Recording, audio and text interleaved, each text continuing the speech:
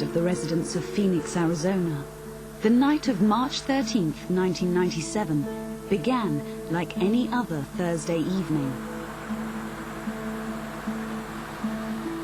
But soon, their city would be at the center of a huge controversy. At 8:25, the phone began ringing in Terry Proctor's kitchen. But the phone could wait. Something else had captured Terry's attention. Gail? The hell with it. Come here. You see it? I don't know what it is yet. 1, 2, 3, 4, 5. That's what he's calling about. What? This. It's something about a V formation. Hurry up. The strange V-shaped lights Terry and his wife had seen moving across the horizon marked the beginning of a series of unusual events. Where is the binocular? I don't know. That's it right there. Oh. You see it? See it? Eye in the middle and it moves. The eye in the middle moves. And if you don't zoom in and out, look at it. It moves in and out. Okay, who do we call? Should we call the Air Force? At one point, there were a total of 9 distinguishable lights in the sky. Then one by one, they began to disappear. So bright that they would carry, because we're looking at about 25 miles away. The middle one now. There one. Oh, Two, another one. There's another one. Nope, there one. goes one. As the last light faded out over the horizon, the questions began to mount up. What could explain the strange lights and V-shaped objects seen by hundreds hovering in the sky over Phoenix that night?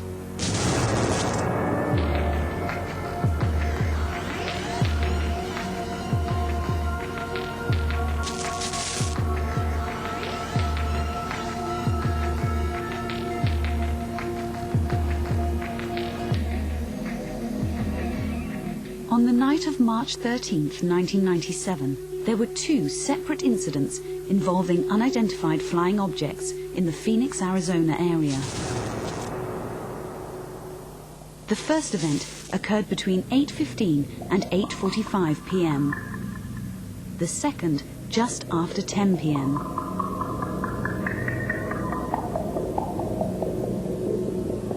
The first event involved a V-shaped object first spotted near the town of Paulden. It traveled in a southeasterly direction, passing over Phoenix at about 8:30 p.m. Around 8:45 p.m., the V-shaped object turned and disappeared somewhere northwest of Arizona, near Kingman. Although seen by hundreds of people throughout Arizona, only one known videotape exists of this phenomenon. It was filmed by a retired pilot from the front garden of his home in Scottsdale, north of Phoenix. At about 8:28 that evening, I was outside with my video camera and happened to look up, right about up in there, and saw a formation of lights moving from north to south. The V formation that flew over consisted of between 5 and 6 amber lights only. Over a period of somewhere between 15 to 20 seconds, there was an apparent change in the position of some of the lights within the formation. The perceived altitude would have been 10 to 15,000 feet, and that would have probably been somewhere in the neighborhood of 300 to 400 knots, given the distance that they traveled. But it was totally silent, completely and totally silent. Although Terry was the only eyewitness to actually record the mysterious V-shaped object on videotape, many other people throughout Arizona reported seeing the UFO that evening. This computer-generated illustration was created by artist Tim Lay. Tim and his entire family witnessed the event from their home in north-central Phoenix. The right arm of the object went directly over this house, over the property, and the left arm of that was probably about 2.5 blocks over in that direction. So when it came over, it pretty much dominated this whole quarter of this little valley up here.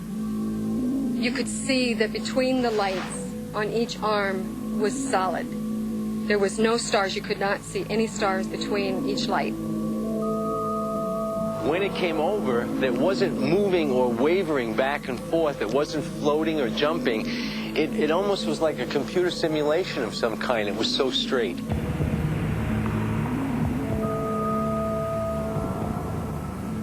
They were huge orbs of light, and my impression was that this object was very close, that it was going to land or crash on the street. And that's what really got our attention. And then it went straight up and over us where it was formed a V formation. It was close enough to feel that it could set down over top of the mall and cover it. It was that big. Some witnesses will even tell you they ducked when they first saw it because they thought it was going to hit them. That's how low it was. No noise whatsoever and very huge. I got to see the total side view of it, where I got to say that this thing's close to a mile long. I do not know what that was. It was not consistent with any aircraft that I know of the way it was. Terry's camera then captured a second pattern of strange lights hanging in the dark skies over Phoenix, about 90 minutes after the first light formation abruptly disappeared. The major significance of this 10 p.m. event is that these lights, visible throughout the Phoenix area, were recorded on videotape by at least 4 witnesses. And none of these photographers will ever forget that chilling moment when their world turned upside down.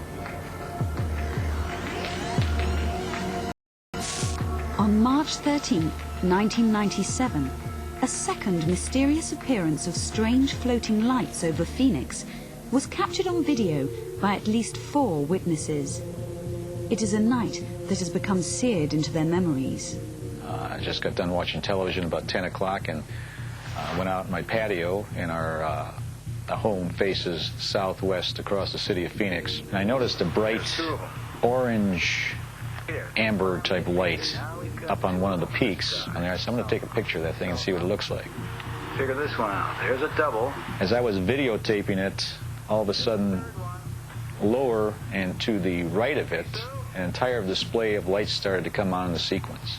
And they formed an arc, gently falling arc, extremely bright. They were brighter than any lights that I could see in the city in the foreground. And knowing that the mountain range, the distance, I estimated the lights to be anywhere from 20 to 25 miles away from my point of filming. We've seen lights over the years on the mountain, never in this type of configuration. They were similar in color, they were similar in size and shape as to what we saw that night.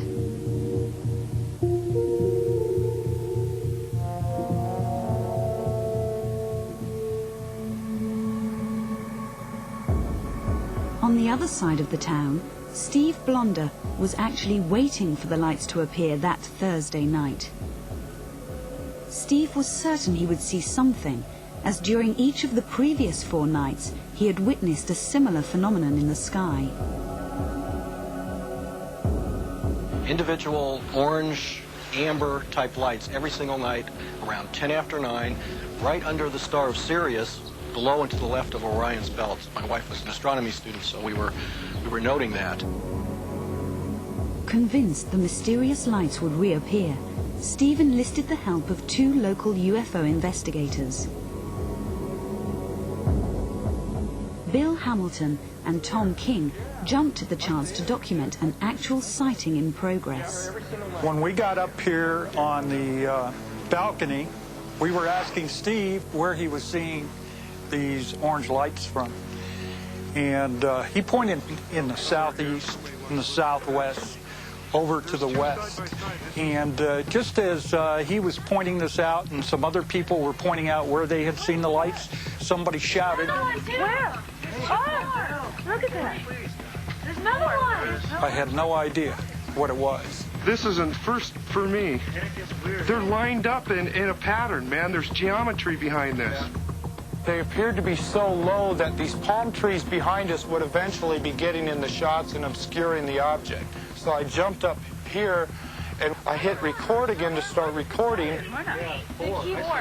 Later I thought, is this one object we're looking at, or is this a series of objects looking possibly like one? I don't know. Third one popped. Major sighting here.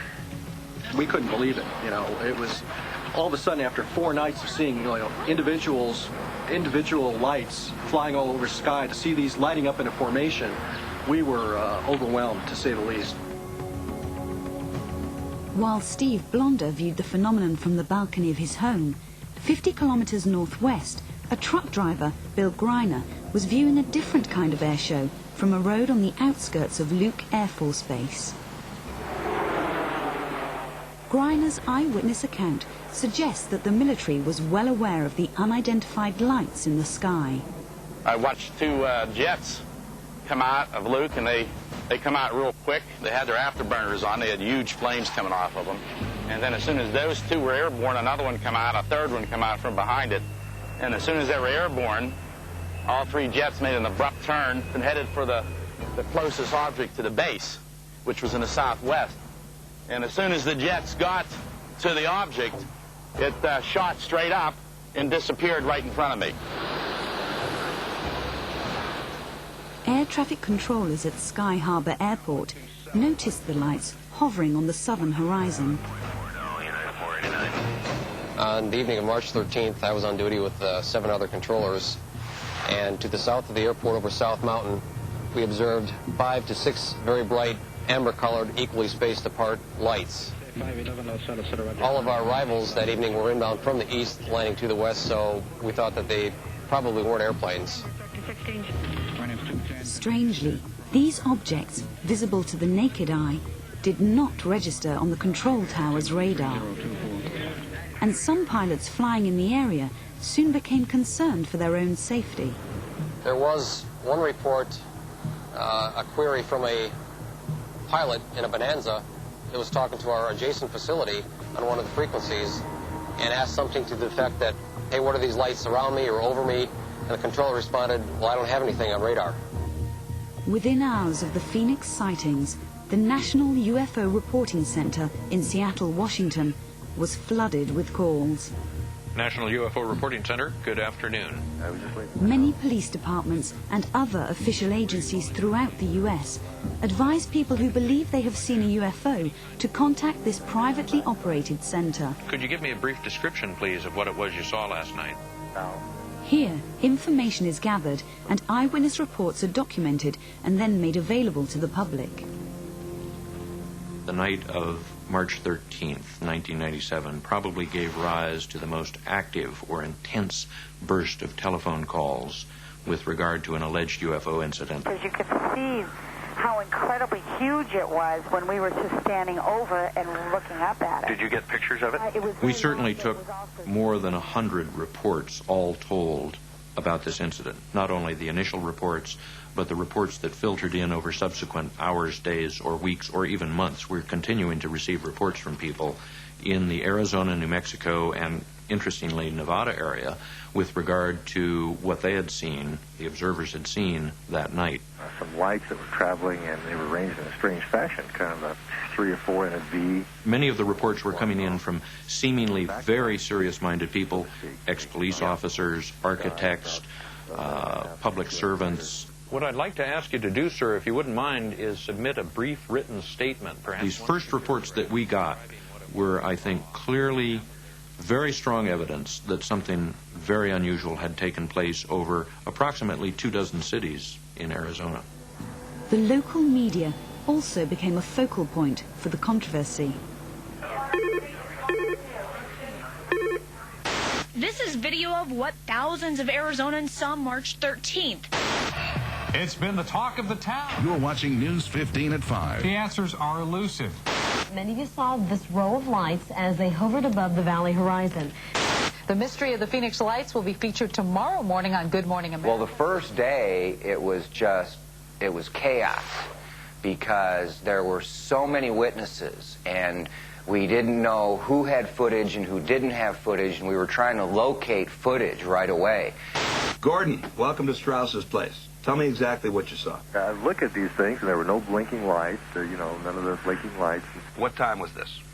From the moment I went on the air, my phones filled up. It was such a surge of phone calls that we almost lost our switchboard. It was hard to wade through all the information and try and piece together what actually did occur, because some people reported seeing lights at 8:15, other people reported seeing lights at 10:15, some people saw them as stationary objects over the city, some people saw them as moving objects coming in from the north. I don't think there was any acceptance at all by the media until it was obvious. There were thousands of people that saw them.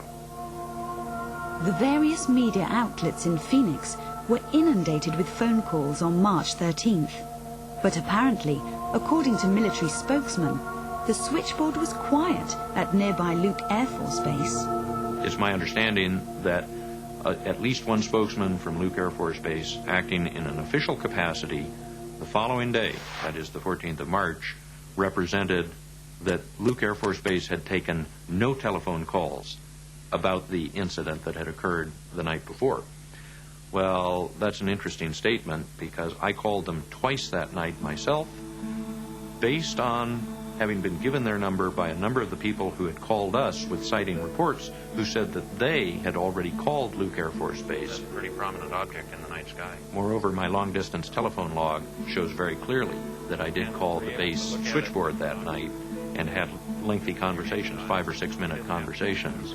Specifically, it was with operator number 5, very nice, very accommodating young woman who admitted to me that her switchboard that night, the 13th of March, had been, to use her term, paralyzed by calls to the switchboard about the object that had flown over Arizona earlier that night.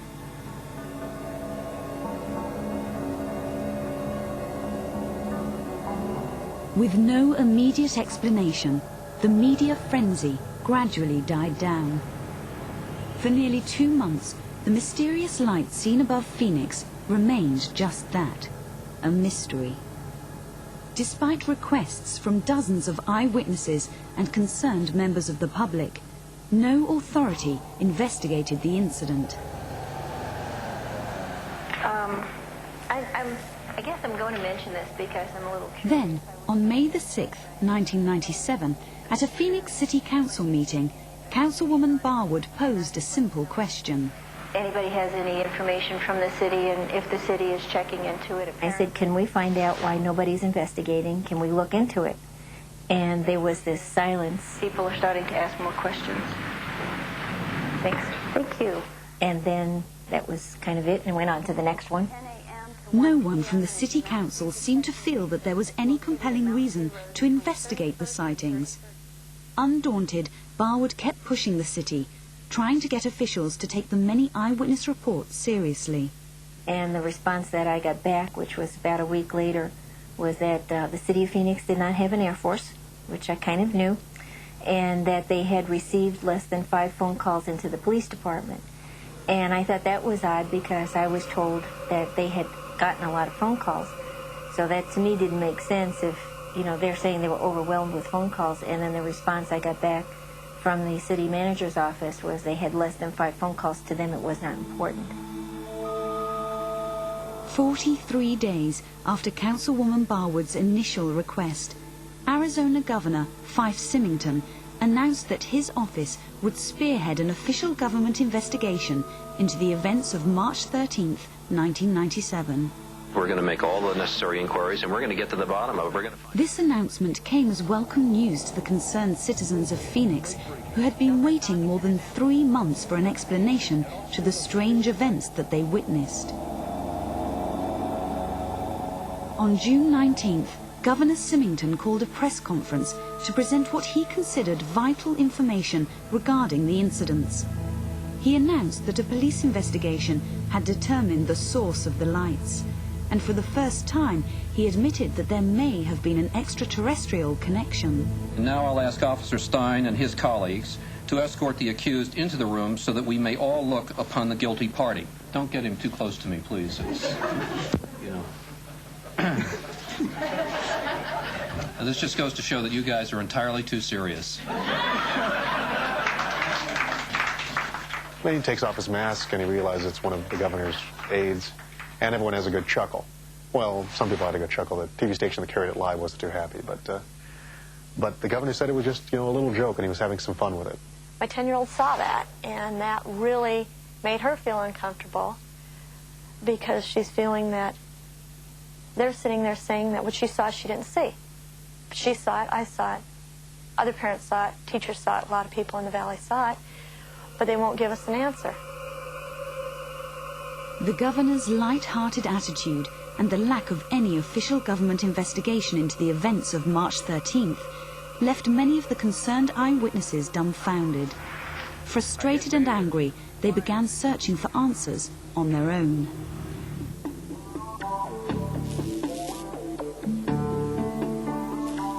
Village Labs is a computer visual effects design firm operated by Michael Tanner and Jim Dilatozo. In addition to their work for films and television, Tanner and Dilatozo have carefully studied reports and analysed photographic evidence of many UFO sightings. They have received a great deal of media exposure for their various investigations, and as they are located in Phoenix, they became a natural place for the residents to turn. We're a lab. We're just like a police lab. We're just like a medical lab where professional investigators send us their evidence. And we've looked at hundreds and hundreds of cases where the evidence that we get is film or video. Thanks for coming to the Phoenix Lights briefing number 4. In town meetings like this, eyewitnesses finally found someone who would take them and their sightings seriously. It wasn't anything I'd ever seen before because the lights were extremely bright, white lights, and there were 5 because I distinctly counted them to make sure that there were 5 lights. Tanner and Dilatozo began their investigation by conducting a series of discussion groups with eyewitnesses to the events. I thought it was perhaps helicopters or something like that. But as it was coming closer, we noticed that the lights were so rigidly in reference to each other. If it was helicopters, these people, either they were connected with a bar or something like that, or they were really super, super excellent flyers because it wasn't doing any of this, it wasn't doing any of that, it wasn't doing any of that. It was like locked. Although many aspects of the eyewitness reports were the same, there were some discrepancies between accounts. We looked at it for a couple seconds, and then I realized that I had my telescope out. So I pointed my telescope at it, and at that point I noticed that they were airplanes. I did not see airplanes. I watched this thing come at me from a great distance, and it took a long time for it even arrived. 30 miles an hour, that's about it. This thing didn't appear to fly, it appeared to float. We are not trying to be the FBI. I'm trying to find out because I need to know. And if these guys... The witnesses represent the total cross-section of our society here. We have truck drivers, we have doctors, we have lawyers, we have retired military, and they're all genuine. Have you ever seen any kind of lights like that on an airplane? I've never seen anything like this before, ever. Anywhere. They're just simply ordinary people having extraordinary experiences, and they're sharing those with us. When you saw the lights coming, tell me again the shape. Well, at first, it was kind of like a rounded arc. When it became clear that there were multiple events, the need to interview people directly, the eyewitnesses, in addition to those who shot videos, became apparent. Yeah. It becomes very important to look for lifestyle, motivation, circumstance, to see if we're dealing with a genuine story or not. So I had the benefit of doing that while establishing specific locations, angle of view, of bearing, that sort of thing that could add to the database. Let's come on to this position. Using information gathered from the discussion groups and hours of interviews with more than 100 witnesses, the 2 investigators were able to construct a timeline of events for the entire evening. They now believed that for the first time they had enough evidence to link the 2 events.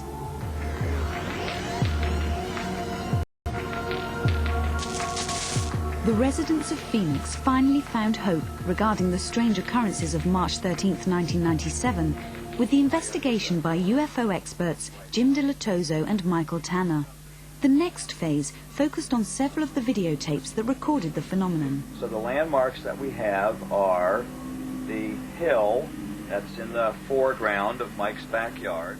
Selected portions of the second event videos were captured into their computers.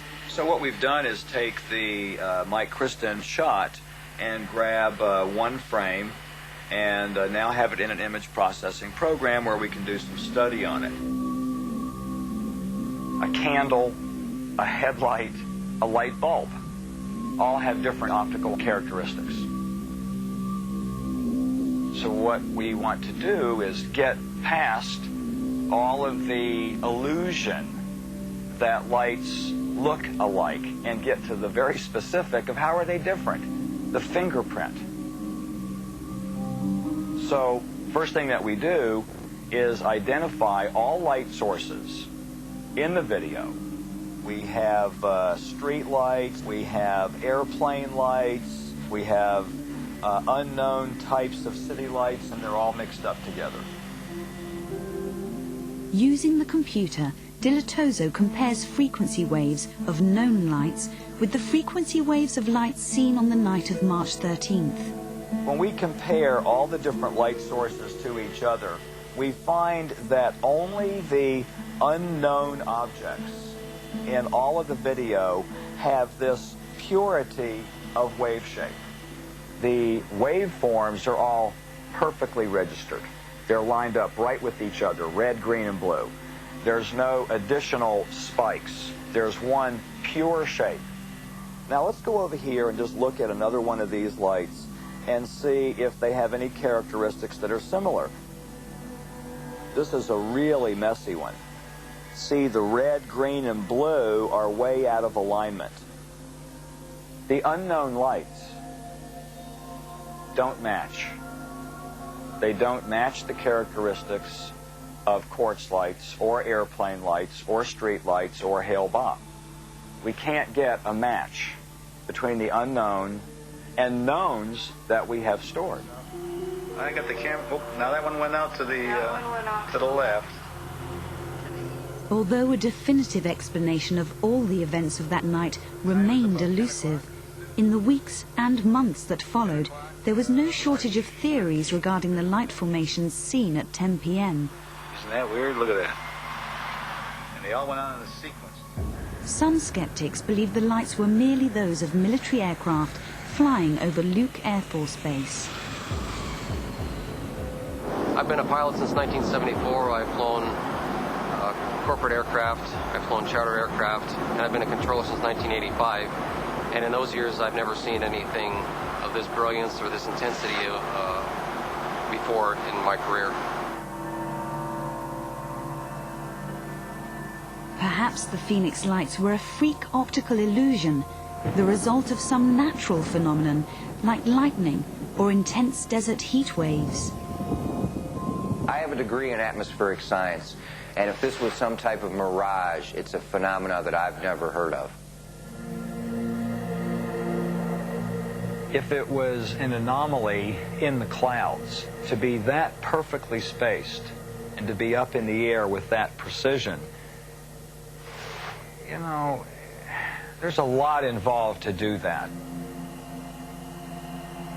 Others have speculated that spotlights or searchlights may have been the culprit.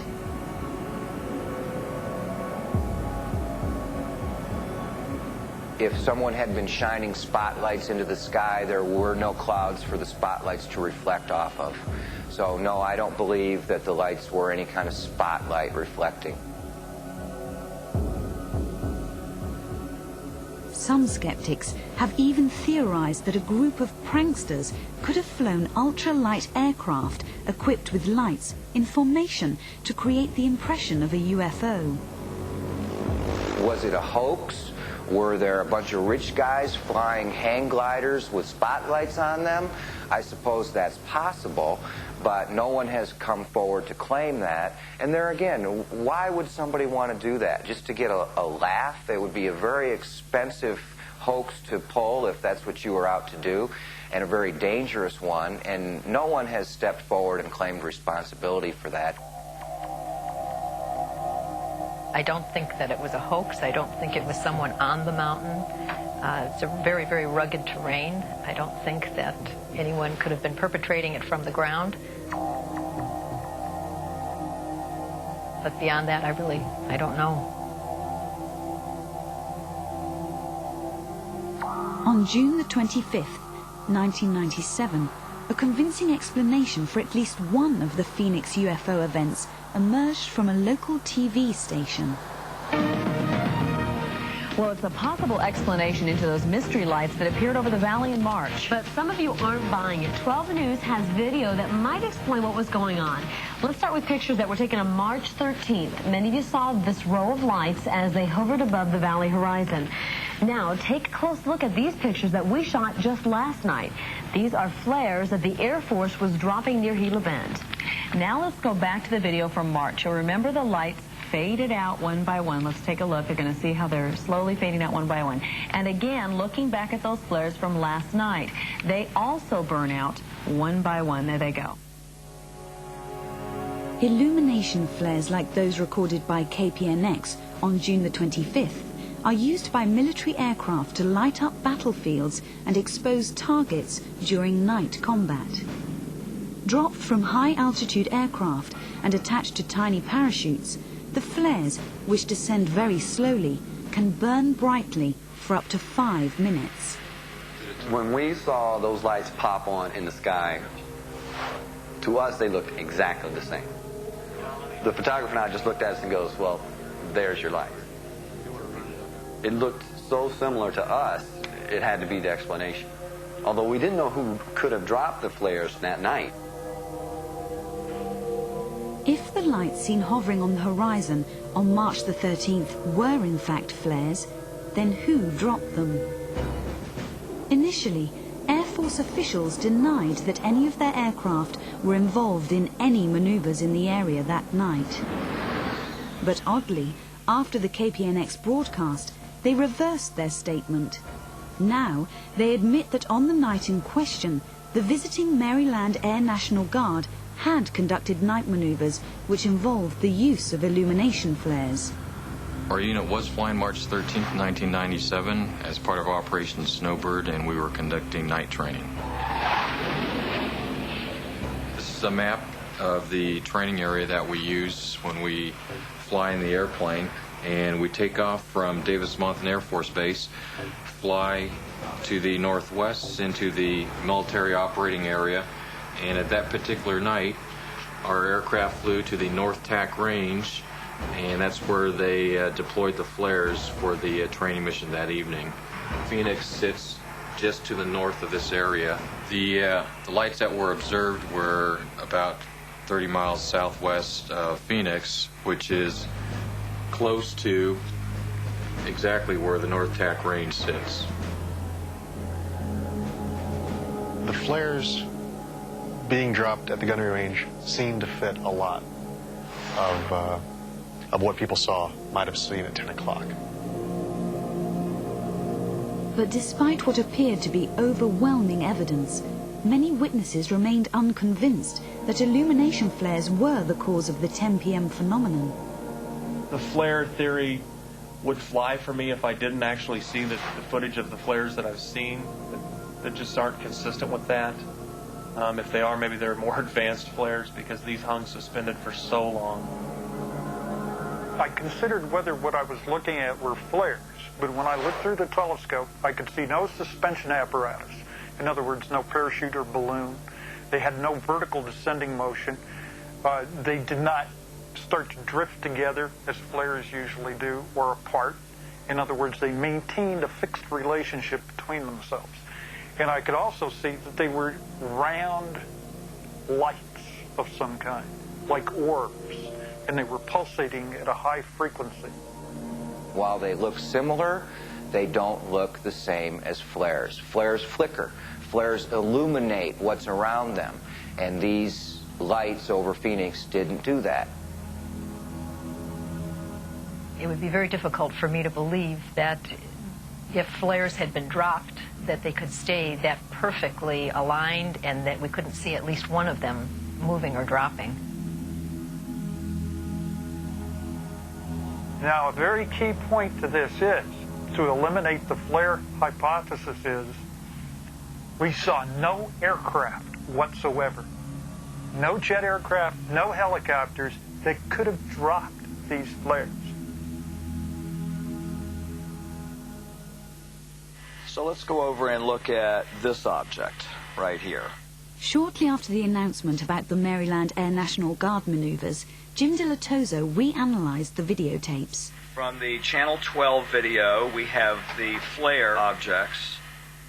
This time, he compared the light formations recorded on March the 13th with the images of the illumination flares shot by KPNX on June the 25th.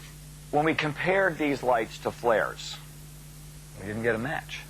The optical characteristics between the unknown objects and flares don't match. They're so different from each other that it's not even close. But not everyone agrees with Dilatoso's conclusions or the accuracy of his methods. Videotape does not have the resolution that you need to perform those particular type of tests. Videotape is very, very limited in use in investigating UFO incidents. The camera actually overloads from the brightness of these flares. We'd rather see film, motion picture film, or actually 35 millimeter, which gives us a lot more dynamic range and much more resolution than videotape does. We've gone to extremes to test them for being flares. And the naysayers that want them to be flares, guess what? They can just keep on doing that. We've moved on to other things. According to the Maryland Air National Guard, the illumination flares were deployed, fell, and disappeared from sight behind the mountain range seen in the video. But many eyewitnesses claim that the lights they saw were in front of the range and therefore could not have been the same flares. In an attempt to settle this crucial debate, the tapes shot by one of the witnesses were passed on to Dr. Leonid Rudin of Cognitech, a California-based image processing firm. Rudin analyzed the same images that had been previously analyzed by Jim Dilatoso. We were presented with two videotapes. One videotape was shot at night. Another videotape was made during the day from approximately same location with the camera pointing in approximately same direction. Give you the angle and idea of the surroundings and what we saw at night and the mountains where the lights appeared to be. There's a mountain range here as well. We don't know where it is over here. Rudin first lined up the day and nighttime images using the ridgeline in the foreground as a reference. By overlaying the images, he could determine if the lights simply vanished on their own or disappeared behind the distant mountain range. We superimposed two video sequences. We produced a new video sequence in which each frame is a combination of two frames, night and day. We registered the hill. We have no control whether it comes below the mountain or above the mountain. After several hours, the integral process was complete. This is a loop which repeats this disappearing sequence over and over again. And the one thing that we see here, which is striking, is that at no point the lights disappear above the ridge of the mountain, and at no point the lights descend below the ridge of the mountain. The disappearance of the light coincides precisely with the point in time when the light is exactly at the top of the mountain.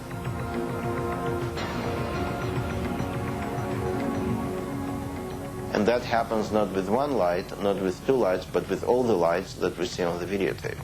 Therefore, the only conclusion we have is that those lights are behind the mountains, not in front of the mountains. Armed with this information, watch the videotape again and judge for yourself.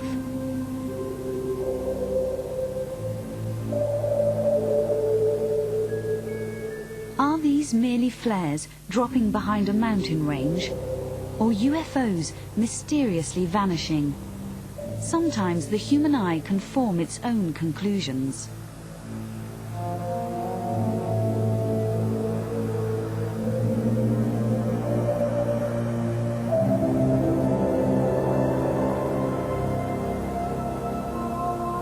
dramatic demonstration seems to support the contention that the 10 o'clock event was the result of illumination flares being dropped behind the distant ridge. However, the controversy surrounding the V-shaped formation, seen between 8:15 and 8:45 p.m., was far from over.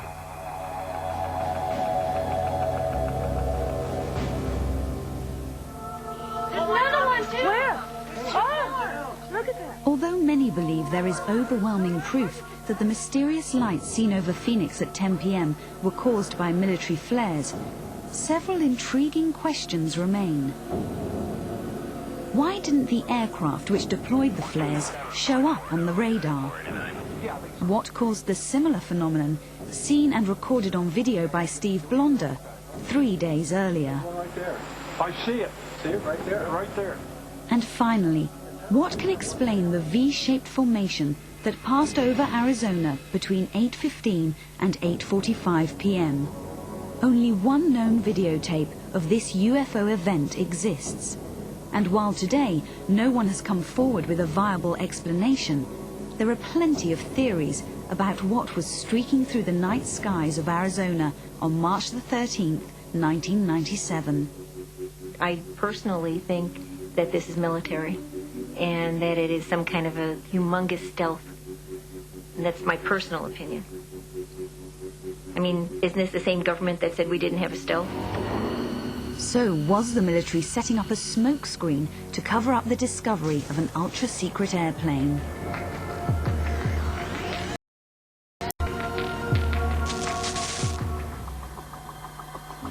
Ever since strange light formations were witnessed over Phoenix, there has been no end of explanations regarding the possible answers to this puzzling mystery. Could be anything from a stealth aircraft or a black project, could even be a military weapon that's actually creating like a hologram image, and that's why the description varies on the shape and makeup of the object. If this was a large, top-secret military aircraft, why are they flying it over one of the largest metropolitan areas in the country with the lights on? What's up with that? You know, and so for that reason, that theory is hard for me to accept as the answer.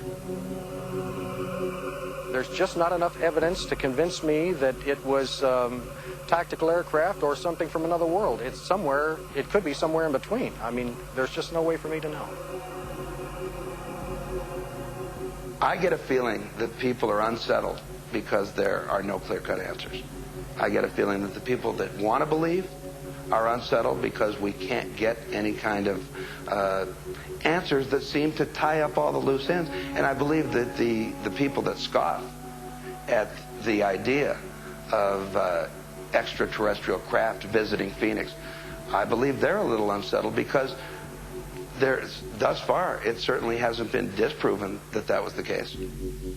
Some believe that the key to solving the mystery of both events may lie in the reaction and actions taken by military officials on the night of March the 13th, 1997. Jim Delatozo is convinced that any flares released that evening were directly related to the V-shaped UFO seen between 8:15 and 8:45 p.m. But what probably happened is that unknown aircraft of unknown origin penetrated into military airspace. And this has happened before. And the U.S. Air Force deployed planes to follow these unknown aircraft. And the military aircraft flew in a circle around the state, released flares as a decoy, and the unknown objects went away. Maybe they'll be back. Peter Davenport of the UFO Reporting Center also believes that the military is hiding the truth about what really happened that night. He believes that from the beginning, media and eyewitnesses were purposely misled. Approximately 7 hours after the first report of this incident, we received a number of contacts, communications from individuals who represented to us. They asserted that they worked on Luke Air Force Base, and they gave us a volume of information about the details of an alleged scramble of F-15C fighters that night. Subsequent investigation could not corroborate any of the information that we had received from the party, and in fact, we are unable to locate this individual now. You know, I think we have to focus on the real spectacle. It didn't take place in the sky. The real spectacle took place on the ground after the sightings. And the real spectacle was watching the government respond to so many people who saw something with their own eyes and only wanted an answer. And what they were told by the military, by the government, was this just isn't worthy of an investigation. Many believe that had authorities taken the eyewitnesses seriously, simply investigated the events, and made a serious attempt to address their very real concerns, the conspiracy theories that so often surround UFO sightings would have been given no chance to survive.